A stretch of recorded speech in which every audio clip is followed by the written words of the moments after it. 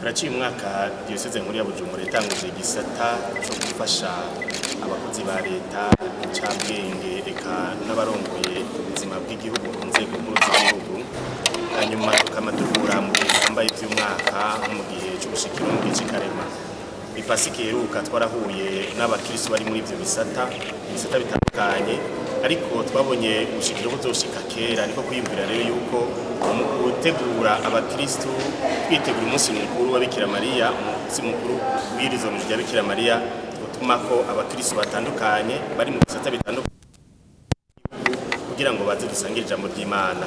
Niho mwumvise rero mu nyigisho zatanzwe no munsi zashimikiye cyane ku muvyeyi Bikira Mariya, itariki 15 tuzokwibuka umunsi mukuru waho yurizwa mu ijuru. Hanyuma twongera rero tuzirikana ku ruhara rw'umupfasoni umukenyezi mu rugendo rwo gusubiza hamwe, twisunze umuvyeyi Bikira Mariya uruhara yagize ko yemeye n'umukenyezi w'uno munsi arashobora gufasha kugira ngo abantu batanye, abantu bacanyemo basubize hamwe. N'inyigisho igera kabiri duhejeje kumva, kandi kuko by'ukuri umupfasoni twibaza yuko afise urwo ruhara, afise iryo jambo. Si inyigisho twatumiyemo abapfasoni gusa, n'inyigisho twatumiyemo abakristo bose bakora mu bisata bitandukanye by'ubuzima bw'igihugu, ariko cyane cyane tugashimikira umupfasoni. Umushinga ntahe yumvise urwo ruhara nawe nyine biramukomeza, bigakomeza n'urugo. Umupfasoni nawe bikamuha ingufu kugira ngo abandanye aterera ngo by'ukuri haboneke ubwo bumwe ari mu ngo, mu kibano, mu kazi, eka no mu gihugu cyose.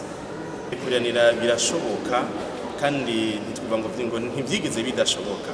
Nk'uko babidusiguriye abagerageje kutwigisha, umugore kuva na kera no mu bihe bikomeye mu by'intwaro muri Israeli, eka no mu bihugu bitandukanye, abagore bamye baterera cyane. Nongaho iwacu i Burundi rero twifuza yuko nivyo twako turazirikana ko umugore umupfasoni wese ahari yoterera kugira ngo abantu batanye basubize hamwe, yofata umuntu wese nk'umwana wiwe. Umwana wari parababara urita mu ziko ntacu utagira, none nk'umuntu wese yavyoye n'umuvyeyi ababaye, umugore wese nave hasi afashe kugira ngo bose babeho neza. Numva ko uruhara n'uruhara rukomeye cyane kugira ngo abantu basubize hamwe. Abagore aho bari hose, abafashoni, abavyeyi, twabasaba by'ukuri ngo bafate Bikira Mariya nk'akarorero, kuko yaritanze. Abwa mbere yemeye ibintu atumva, yemeye ibintu bimurengeye cyane, mugabo yizigira Imana ati nibimere nk'uko bivuze ko ari ishaka ry'Imana. Uwo mugambi w'Imana uraranguka, abantu bashobora gukira. None umugore wese ahari, Imana yahaye iyo ngabirano yo kuba umuvyeyi, nawe nyene yokumva yuko arungikwa n'Imana mu gihugu kugira ngo atange ubuzima, aje hagati imbere y'imiryango ibiri anywanisha abantu. None rero boza baramwambaza bakamusaba, eka twese tugasaba kugira ngo bisunze ukwitanga, ukwiheba, eka mbere no kwibabaza kwa Bikira Mariya, abagore bose bemere bashiremwa ku kigoro, uko kwibabaza, uko kwiheba, kugira ngo urukundo Imana yabaremanye ruranguke mu kunywanisha abantu.